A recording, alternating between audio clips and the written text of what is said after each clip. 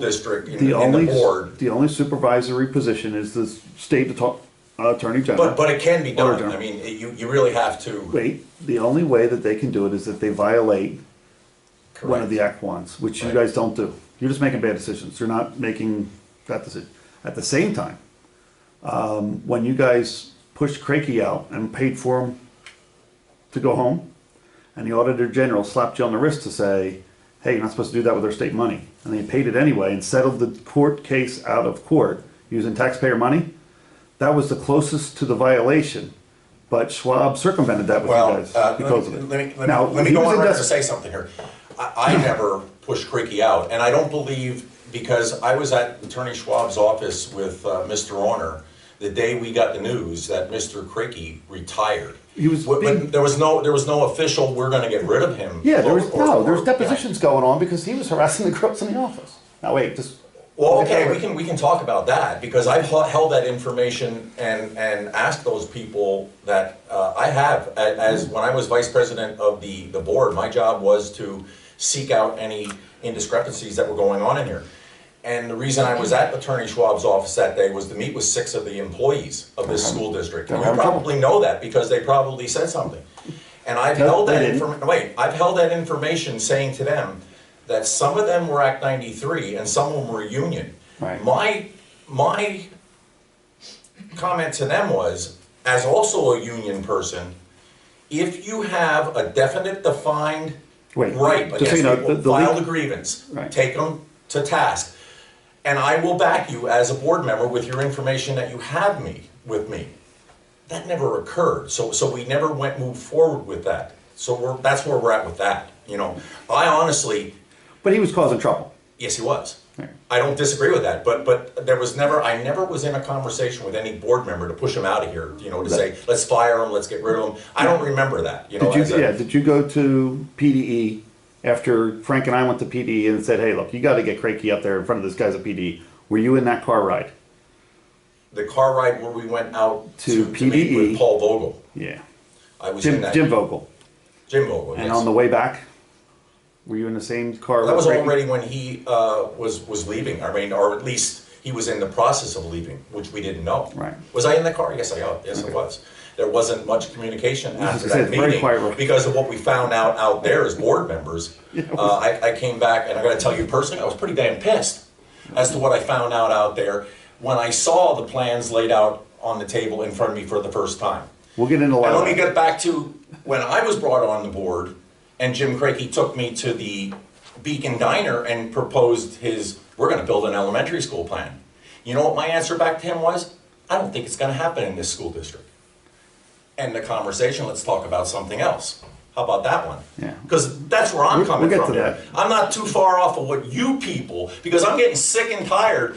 I live over there, and I don't think I can give my property to my 2 kids that they can afford to live on my property 20 years from now. They can't. You know, so, you know, I've had a bad school. I'm liable to lose it. And if they close the school, your property, Hal, if they close the local, I gotta fix it tomorrow. Hal, yeah, I'm just saying. If they close the local school, hold on. They closed. I mean, they absolutely got rid of every board member up at North Schuylkill. It could happen. No, but I know where you're at with the Act 1. Look, if anybody knows school code, one of the things that I did when I became a teacher 28 years ago, I sat down, and I think that school code of 1949 is antiquated. They've updated it in the Department of Ed numerous times.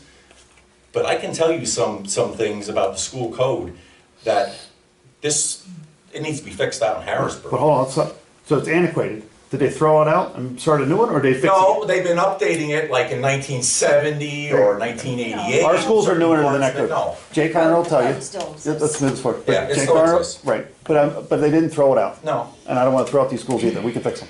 Jake will mention, I believe, right? Your data was, as a real estate guy, that if there's a local community school, the real estate values inside of that area are greater than if there's not a local school in that area. Well, absolutely, and the people and the kids like it a lot better. Right, yeah, but they're not. Okay, go ahead, move on, I'm sorry. Thank you, I'll sir. get you through it, okay. That's okay. As a businessman, we live in a world of facts. If we try to lie to ourselves, even once, or hide from the facts, numbers will find us and destroy whatever lies we've told ourselves.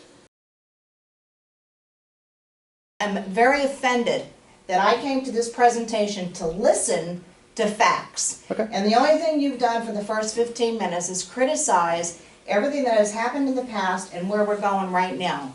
If you want to present facts, okay, present facts. They are. We'll get to These them. are opinions. They're opinions by you and a group of people, okay? And you know that's not true. Do you or do you not have the right to decide what the dress code is?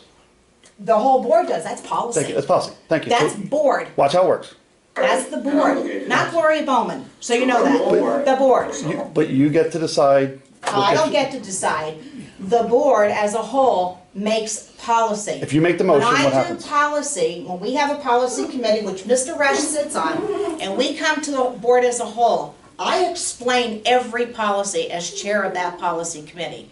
And when we have to make a revision, either the board says, yes, we're gonna make the revision, or we're not, Okay. okay? I'd That's agree. how it works. It's not Gloria Bowman. It's anything that stops you from doing that. If the board agreed.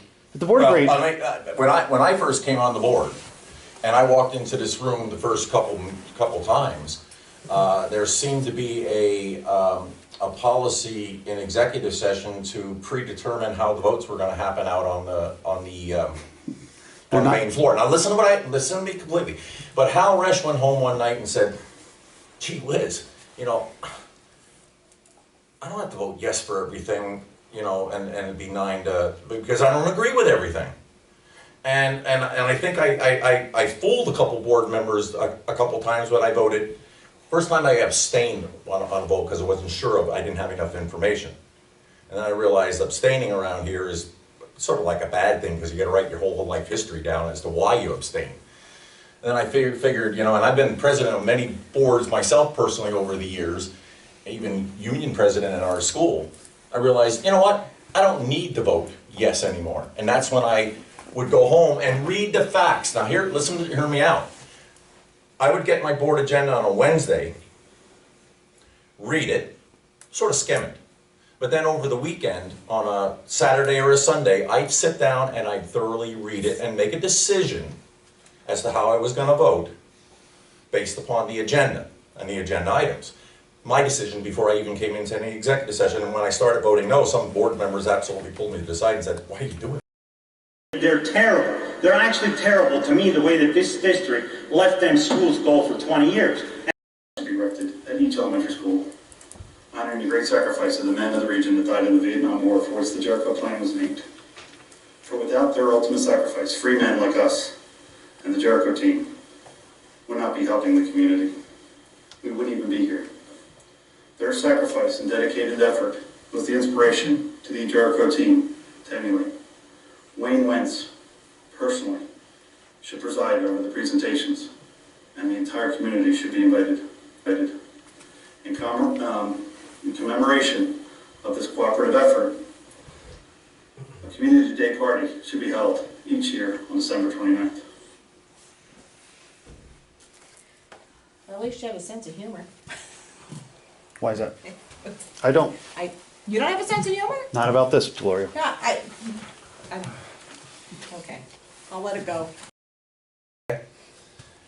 But every year we had a surplus, and I personally kept on saying, well, gee whiz, if we're ending up with extra money at the end of the year, and I'm going to take this from a businessman standpoint because I've taken small business courses on myself, and even when I run my own classroom, I have budgetary money that I spend down. If I don't spend it, it goes somewhere else in capital reserve, or it gets put somewhere else, and maybe somebody gets a new chair out of it.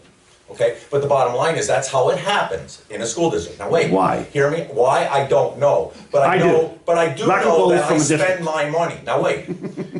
But at the end of the year, sitting here as a board member saying, "Geez, we didn't spend all our money in the district." That's when I started to voice my opinion and said, "We don't need to raise taxes anymore. We got to stop. We got to stop because there's a hurting going on." You know, and I don't shop at the local stores anymore, and unfortunately. And if I was going to open a business again after I retire, I wouldn't do it in the Lehighton School District. I'd do it in another district, and I'm gonna tell you why. Because I don't even think the property values in the Lehighton School District are gonna go up.